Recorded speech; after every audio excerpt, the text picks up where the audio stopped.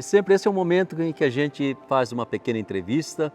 E hoje eu tenho a alegria de estar aqui com o Padre Arcanjo Valdivino Santos. Padre Arcanjo, bem-vindo!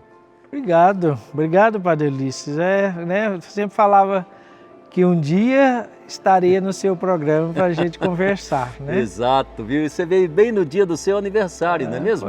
Exatamente. Parabéns para você, Obrigado. Nossa Senhora o proteja, Obrigado. mantenha a saúde, mantenha principalmente essa disponibilidade, essa dimensão tão gostosa que você tem de vida em comunidade, vida fraterna, né? Além do que, eu posso dizer para vocês que o Padre Arcanjo é um ótimo cozinheiro, viu? Nos momentos bons assim, ele nos ajuda. Isso é ridículo na cozinha. Muito bem, Padre Arcanjo. Conta pra gente rapidamente assim, um pouquinho da sua história. Você vem da cidade de Passos, não é mesmo? Mas a cidade que eu nasci é a cidade de Ilicínia, no sul das Minas Gerais, né? Na região aí de Boa Esperança, Três Pontas, toda essa região aí. Mas me criei na cidade de Passos. Ah, sim. Seus pais, como se chamam? Meus pais é o João Ananias dos Santos e a minha mãe Dalva Rosa de Jesus. Meu pai já é falecido desde 2012, né? Dona Dalva está bem. Graças a Deus. São quantos irmãos, Padre Arcanjo? Nós somos, a família é pequena, nós somos 4 irmãos. Você é o mais velho ou não? Não, o meu irmão mais velho, inclusive, também já faleceu, né? Sei. Eu sou do meio. Ah, sim. Sou o terceiro. E tem mais um abaixo de mim, né? Meu irmão. E como é que veio esse chamado para você, principalmente ser redentorista, ser sacerdote? De onde veio isso? A gente tem aquelas fantasias de criança, né? De ser padre, de tal. Mas depois... Você já morava em Passos? Já morava em Passos. Ah, sim. E aí depois passou, a época passou, a adolescência veio. A gente tinha talvez outras perspectivas. Sim.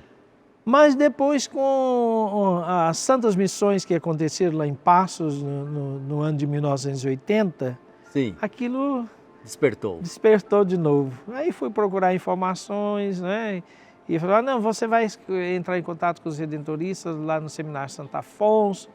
Tem uma equipe toda que vai te acompanhar e vai te convidar para os encontros. E assim você vai amadurecendo esse chamado. Você tinha que idade mais ou menos, Arcanjo? Quando eu comecei o contato com os redentoristas, sim, eu tinha 17 anos. Ah, já estava adolescente. 17 anos. Depois, na verdade, entrei no seminário aos 20 anos de idade. Né? Ah, sim. Já sabia o que queria, então? Com né? certeza, com certeza. Quantos anos já de ordenação? Eu já tenho 24 anos de ordenado, né?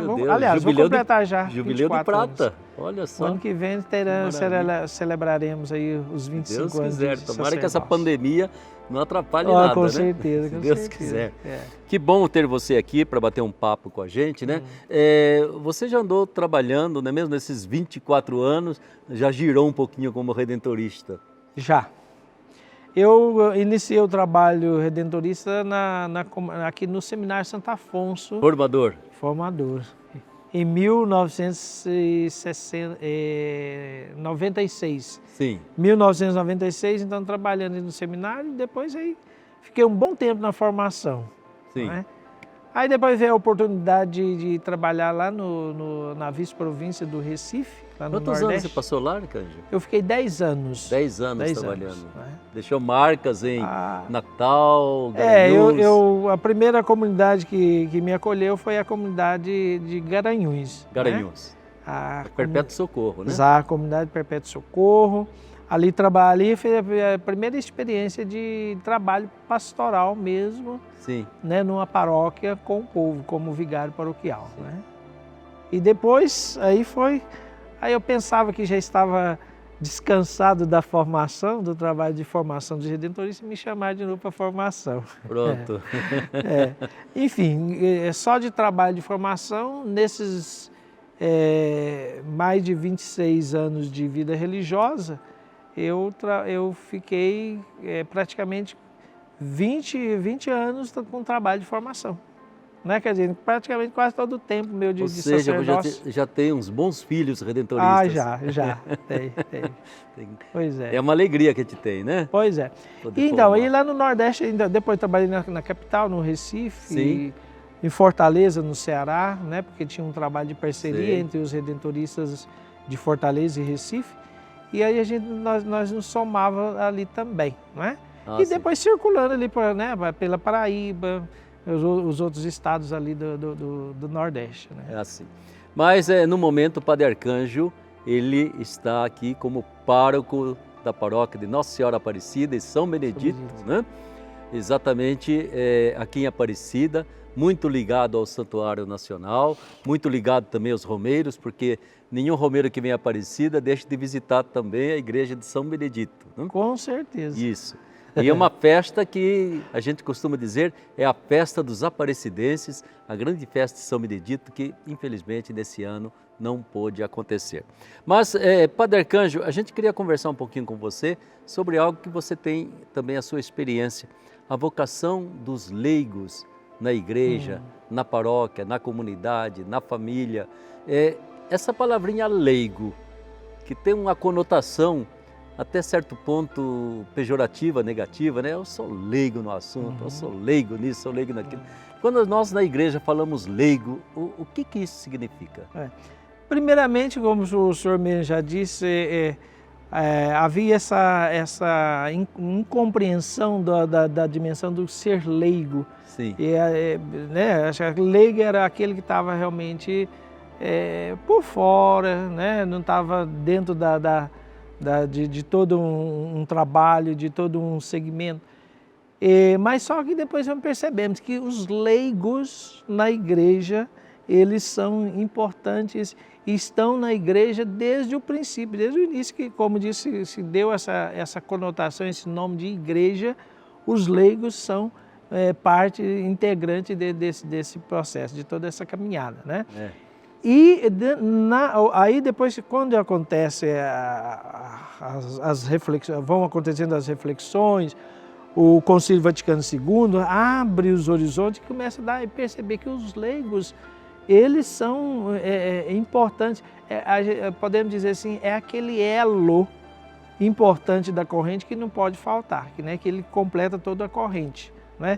Porque até então pensava-se que a igreja era uma igreja apenas na hierarquia, né? Que tinha importância os ministros ordenados, né? O bispo, o sacerdote, os diáconos e pronto. Eles que eram a igreja. E aí então e o povo, né? Que realmente vive, demonstra sua fé, e da onde nascem também as outras vocações, vem dos leigos, né? Então eles ficavam de fora nesse sentido. A compreensão era um pouco isso. Depois então melhorou-se, entendeu que é toda uma comunhão, é um corpo, né? Aquilo que Paulo fala, nós somos um corpo, né? Um corpo, um espírito que dá toda essa dinâmica de vida, de relacionamento, de crescimento, mas que formamos um corpo com muitos membros, né? Os ministros ordenados e os ministros pela graça batismal, que somos todos, né? Independente da sua... Eu sempre penso, Arcanjo, aquilo que a gente se esquece às vezes, que o início da existência da vida cristã, né, começou com uma leiga chamada Maria, um leigo chamado José e um leigo chamado Jesus, que não era sacerdote do templo, não era bispo, não era padre, era um leigo carpinteiro de Nazaré. Né? Exato. E quando a gente olha os primeiros seguidores de Jesus, homens e mulheres, leigos e leigas. Né? É interessante que essa característica do movimento que Jesus começou, de repente se estrutura e começa a pensar que é a hierarquia que é a igreja. Então criamos uma fantasia, uma fantasia, até certo ponto perigosa, né? E eu acho que resgatar a palavra leigo, que o Concílio Vaticano II conseguiu resgatar, né? Dizer, olha, nós somos povo de Deus, nós somos batizados, né? O resto, ser padre, ser bispo, ser isso e aquilo, é ministério, é serviço a ser prestado, né? Mas a base de vocês todos é ser povo de Deus e o laicato, que é todo batizado. Quais são as atividades que aquilo que a gente chama de leigo pode exercer, Arcanjo? Hoje, como as nossas comunidades são bem dinâmicas, dentro da igreja existem as atividades chamadas as atividades pastorais, né? Sim. Onde cada um também vai se encaixando, ele vai se engajando conforme também a sua aptidão, a sua vocação, ou também aquilo que é a necessidade. Geralmente o padre, o coordenador, ele vai perceber, olha, aquela pessoa pode exercer essa missão, ministério, né? uma Esse pastoral. ministério, essa pastoral, né? Então ali ele tem uma diversidade, como catequista, né? Como pessoa que cuida, talvez só aquela pessoa que cuida do ambiente, prepara o Sim. ambiente para a assembleia, para as nossas celebrações. Então, o leigo ele tem uma multiplicidade de atividades que ele pode exercer dentro da comunidade. Dentro da comunidade, né? a serviço da comunidade. Exatamente. Agora, Cancho, uma coisa que acontece atualmente na igreja, que está cheia de leigos, ministros, da comunhão, leitores, né? São cargos eternos, ou quando a pessoa sente, olha, não estou em condições, ou a minha saúde, ou estou com um compromisso mais sério, principalmente o compromisso da família, como é que ele deveria saber lidar com prudência? Porque às vezes eu tenho a impressão que tem alguns que se agarram e acham que não pode largar de modo algum, não é mesmo? Exatamente. Nós temos a recomendação sempre numa igreja organizada, uma igreja que reflete, que acompanha as orientações, né, dos pastores, ou seja, dos bispos, da própria paróquia. Aí ele vai ter essa consciência que ele vai exercer aquela missão, vamos dizer assim, 2 anos você vai ser o agente nessa atividade pastoral. Sei. Né? Talvez por uma necessidade maior possa até repetir aquele exercício pastoral, aquela missão.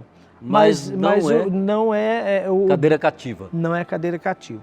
O importante é que haja sempre essa busca de novas, em que pessoas novas vão apresentando, vão chegando, são acolhidas, e isso enriquece. Porque claro, quando né? a pessoa ela apodera-se de um trabalho, de uma missão, e aí fica como praticamente dona, né? Propriedade particular dela. Pronto. Aí depois ela, como diz, por uma situação, ela afasta, ou ela tem um problema de saúde, ou então vem a irmã morte, então aí a comunidade fica ali à deriva, porque não houve essa consciência de, senão eu também preciso dar oportunidade para outras pessoas. Né? Eu acho que o grande risco, né, Arcanjo, é que a pessoa, uma coisa é servir, outra coisa é se servir. E tem gente que está sempre conjugando no passivo, se servindo, né, para poder se projetar, para poder, sei lá, até do ponto de vista que a pessoa acha que o caminho, a vocação dela, para sempre tem que ser aquele, e não é. Né? Porque a verdade é essa, né, Arcanjo? Ser leigo é ser um bom cristão, uma boa cristã, dentro da família, dentro da profissão, dentro da sociedade, né? É fermento. Exato. Esse é o ser leigo, discípulo missionário de Jesus. E exatamente, quando Jesus fala ser sal e luz, aí vem essa dimensão, você é sal, quer dizer, você está dando sentido, você está temperando, você está dando um novo vigor naquela comunidade, né? Você está iluminando, você está trazendo luzes e colocando coisas novas para a vida da comunidade. Né? Isso, né? Agora, a verdade é que, minha gente, sempre há necessidade de novos leigos, né? Não se acostumar que leigos que trabalham em paróquia tem que ser só gente já aposentada, maduro. Claro que eles têm maior disponibilidade às vezes, mas seria tão bom que houvesse uma diversificação desde criança até o idoso, prestando temporariamente um serviço dentro da comunidade, né? Eu acho que isso é muito importante. O Santuário Nacional, as paróquias, não poderiam levar em frente sua pastoral sem essa atividade generosa, essa boa vontade, essa dedicação de tantos leigos e leigas. E fica o convite para você também. Tenha coragem, vale a pena a gente, pelo menos por um ano, por alguns anos, prestar esse serviço. Padre Arcanjo, chegamos ao final do nosso bate-papo. Está vendo como passa rápido? Muito obrigado pela sua presença, viu? E Deus que abençoe o seu ministério aqui em Aparecida e superando essa bendita pandemia. Com certeza, né? Que tem dado assim tanta preocupação para a gente. Mas devagarinho, Nossa Senhora Aparecida vai nos ajudar, né? Com certeza. Tá aí, meu irmão. Eu agradeço, né, a oportunidade de conversarmos, né? E esse assunto é um assunto tão importante porque Só lembrando que os leigos no Brasil, ao longo da nossa história de cristianismo aqui no Brasil, os leigos são importantes porque eles sustentaram, como disse, seguraram a fé através mesmo da religiosidade, e isso foi passando. É claro que depois vem agora, sim, após o concílio, temos novas orientações, formação para o povo, e assim nós percebemos. Mas a vanguarda de tudo isso foram os leigos que permaneceram fiéis, né? Eles que mantiveram a nossa fé, eles que nos levam constantemente em frente, pelo testemunho, primeiramente, pela dedicação, pelo serviço que prestam. E aí uma bênção muito especial para você que é leigo e leiga engajada aí na sua comunidade, na sua paróquia. Obrigado, Deus recompense a sua dedicação, Deus lhe conceda muita saúde, proteja você do Covid-19, e é nesse sentido que Padre Arcanjo e eu damos agora a nossa bênção final. Que por intercessão de Nossa Senhora Aparecida, nossa querida Mãe e Padroeira, desça sobre você, meu irmão, sobre você, minha irmã, a bênção de Deus Todo-Poderoso. Pai, Filho e Espírito Santo. Amém.